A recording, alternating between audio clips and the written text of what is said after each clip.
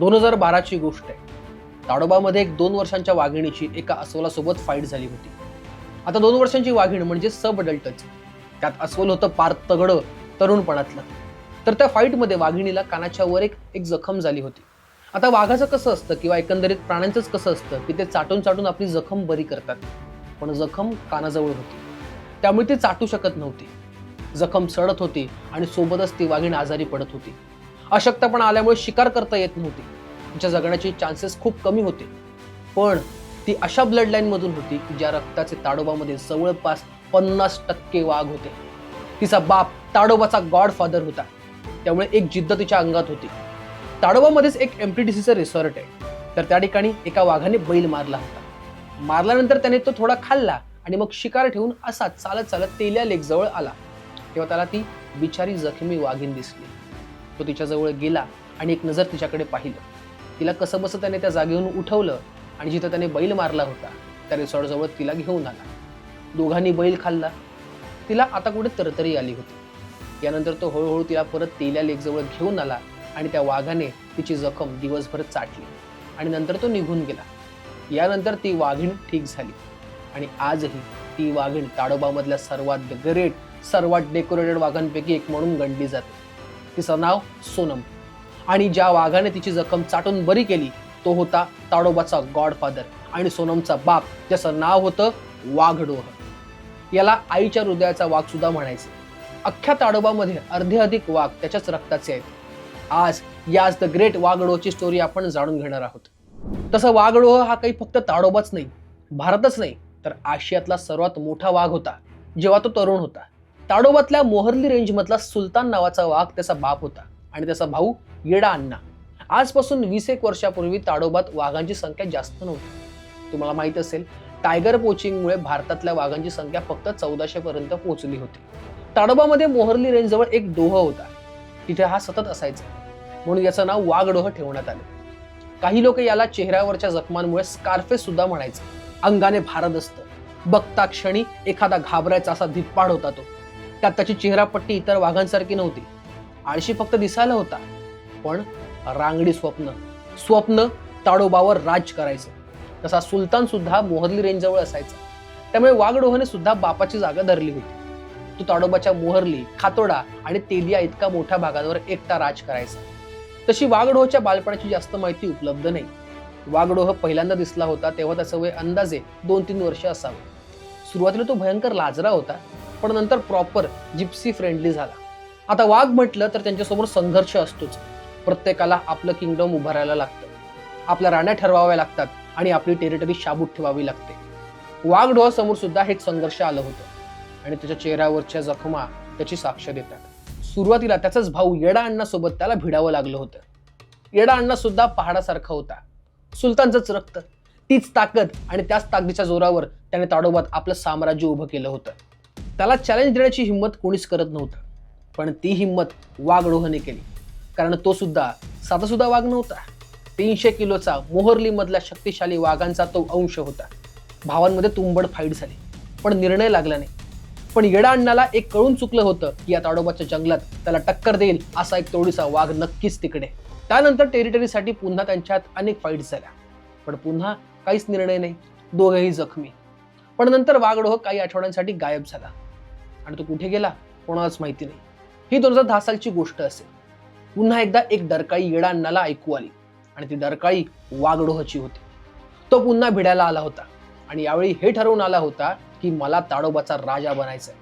पुन्हा एकदा दोघांमध्ये हाणामारी, पण यावेळी येडा अण्णाचं काही खरं नव्हतं. तो घाबरला आणि मोहर्ली मधून मार खाऊन निघून गेला.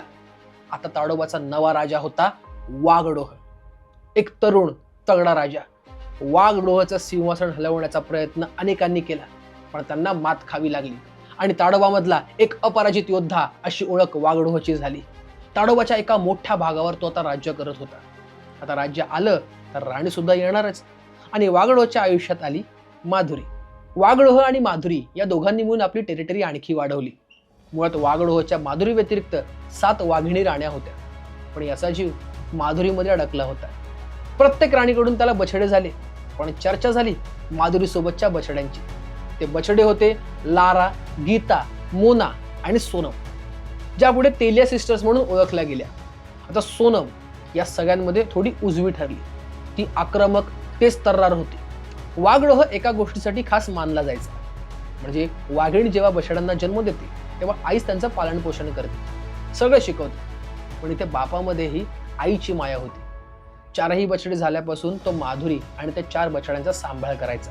एकटा ताडोबामधल्या 40 वाघांचा बाप वाघडोहच होता. पण जसजसा वेळ सरत होता तसतसे अनेक तरुण वाघ आपली टेरिटरी वाढवण्यासाठी पुढे येत होते. जमीन किंवा मृत्यू हे वाघांमध्ये ठरलेलं असतं. तसेच अनेक वाघ वाघडोहाशी भिडायला पुढे येत होते. त्याचवेळी ताडोबामध्ये गब्बर, टायसन आणि सॅटन म्हणजे नामदेव सारखे दमदार वाघ सुद्धा होते. पण वाघडोला भिडण्याची हिंमत सहसा कोणी केली नाही. इतक्या काळात त्यालाही वाटलं होतं की आता मी आरामात राहू शकेन, मला भिडायला कोणीच येणार नाही. त्यामुळे तो निवांत होता. पण त्याला टक्कर द्यायला आणखी एक वाघ ताडोबात फिरत होता. पॉवरफुल, मस्क्युलर, ज्याचं नाव होतं बजरंग.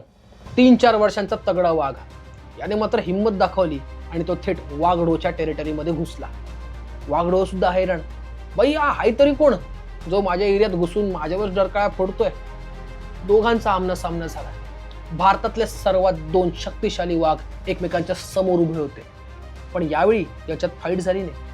दोघांना फक्त आपली ताकद दाखवून द्यायची होती. इथे मोठी ठिणगी पडली आणि वाघडोहाला कळलं की आपल्या साम्राज्याला धोका आहे. दुसरीकडे त्याच्या मुली सुद्धा मोठ्या झाल्या होत्या. वाघिणीचं कसं असतं माहितीये, त्या जिथे जन्म घेतात तिथल्याच आसपासच्या एरियात आपली टेरिटरी बनवतात. या मोठ्या झालेल्या मुलींचा धोका सुद्धा आई माधुरीला होता. आता मी जसं सांगितलं की सोनम यांच्यामध्ये खूप आक्रमक वाघीण होती. आणि ही सोनम म्हणजे सुरुवातीला आपण ज्या वाघिणीबद्दल बोललो तीच वाघीण. तर तिने आपल्या बहिणी लारा, मोना आणि गीता यांना मोहरली रेंजमधून बाहेर हाकलून दिलं. आता तिच्यासमोर होती माधुरी, तिचीच आई. पण निसर्गाला कधी कधी काही नात्यांचे नियम माहिती नसतात. सोनमने आपला आक्रमकपणा आईसमोर दाखवला. माधुरीचा नाईलाज होता, ती सुद्धा मोहरली सोडून गेली. पण तुम्हाला खरंच सांगतो, वाघडोह माधुरीवर इतका प्रेम करायचा की त्याने अख्खं साम्राज्य त्यागलं. त्याला माहिती होतं की पुढे संघर्ष आहेतच, त्यामुळे आपण आता आपलं आयुष्य असंच माधुरीसोबत घालवूया. पण विचार करा, जर वाघडोह माधुरीसोबत निघून गेला नसता तर आपल्याला आजपर्यंतच्या भारताच्या जंगलामधली सर्वात लेजेंडरी फाईट बघायला मिळाली असती. ती म्हणजे बजरंग आणि वाघडोहची. काही एक्सपर्ट्स हे सुद्धा सांगतात की वाघडोह खली नावाच्या वाघापासून हरला होता, त्यामुळे तो मोहरली सोडून माधुरीकडे गेला. पण काय काय घडलं हे जंगलालाच माहिती. पुढे तो आपल्या म्हातारपणाकडे प्रवास करू लागला होता. इथपर्यंत वाघडोहने अख्ख्या जगात फेम मिळवली होती. ताडोबाचा बिग डॅडी, सर्वात शक्तिशाली वाघ, सर्वात वजनदार वाघ अशी त्याची ख्याती त्याने मिळवली होती. लाखो लोक त्याला फक्त बघायला यायचे. कितीतरी वर्ष, सलग 3-3 वर्ष सफारीला यायचे. का तर वाघडोह दिसावा म्हणून. 2019 नंतर माधुरी कुठे गेली कोणालाच माहिती नाही. पण 14 वर्षांचा झालेला वाघडोह अधूनमधून दिसायचा. कधी गायब व्हायचा तर कधीतरी दिसायचा. म्हातारपणामुळे तो अशक्त झालेला होता. शिकार करता येत नव्हती, म्हणून त्याने बफर झोनमध्ये नागरी वस्तीजवळ आपलं बस्तान मांडलं. कारण शिकार सोप्या पद्धतीने मिळेल. तो तिथे सिनाळा गावालगत जास्त दिसू लागला होता. आता त्याच्याच मोहरलीवर बजरंगची एक हाती सत्ता होती. तिथेच तो वाघडोहची मुलगी सोनम आणि इतर 8 वाघिणी राण्यांसोबत राज्य करू लागला. 2022 पर्यंत तो पूर्णपणे थकला होता, एकदम म्हातारा. त्याला चालता येत नव्हतं. फॉरेस्ट डिपार्टमेंट त्याच्यावर नजर ठेवून होते. आता तो असाच एक दिवस निश्चित पडला आणि परत कधी सुटला नाही. तो दिवस भारताच्या जंगलासाठी सर्वात दुःखाचा दिवस होता. ताडोबाचा खरा राजा निसर्गाच्या कुशीत निजला होता. वाघडोह जेव्हा गेला तेव्हा तो 18 वर्षांचा होता. ताडोबामधला आजपर्यंतचा सर्वात जास्त जगलेला वाघ. ताडोबाचाच काय, महाराष्ट्रातला तो सर्वात वयोवृद्ध वाघ होता. वाघडोह गेला, त्याच्या जागी कोणी दुसरा बसेलच किंवा कोणी जास्त शक्तिशाली वाघामुळे वाघडोह बाहेर पडला असंही म्हणता येईल. जंगलाची ही परंपरा अशीच चालत राहणार आहे. हीच परंपरा मानवाच्या मृत्यूच्या विरोधात आहे. एकीकडे माणूस आपल्या अहंकारामुळे जंगल तोडत सुटलाय, दुसरीकडे वाघांच्या अंगात पराक्रम, शौर्य असूनही त्यांना आपल्यामुळे हे जंगल आहे या भावनेचा लवलेशही नाही. उलट निसर्गामुळेच आपण आहोत हीच भावना त्यांच्या आयुष्याकडे बघितल्यावर दिसून येते. वाघांची ही संस्कृती निसर्ग जोपासेल, पण आपल्याला निसर्ग संवर्धनाची गरज आहे. बाकी ताडोबामध्ये आज वाघडोहची डरकाळी ऐकू येत नसली तरी त्याच्या गोष्टी, त्याचा पराक्रम अख्ख्या ताडोबाच्या जंगलात कायम राहणार आहे. तुम्हाला द ग्रेट वाघडूची कहाणी कशी वाटली हा मला कमेंट्समध्ये नक्की कळवा. आणि गाजावाजाला लाईक, शेअर, फॉलो आणि सबस्क्राईब करायला विसरू नका.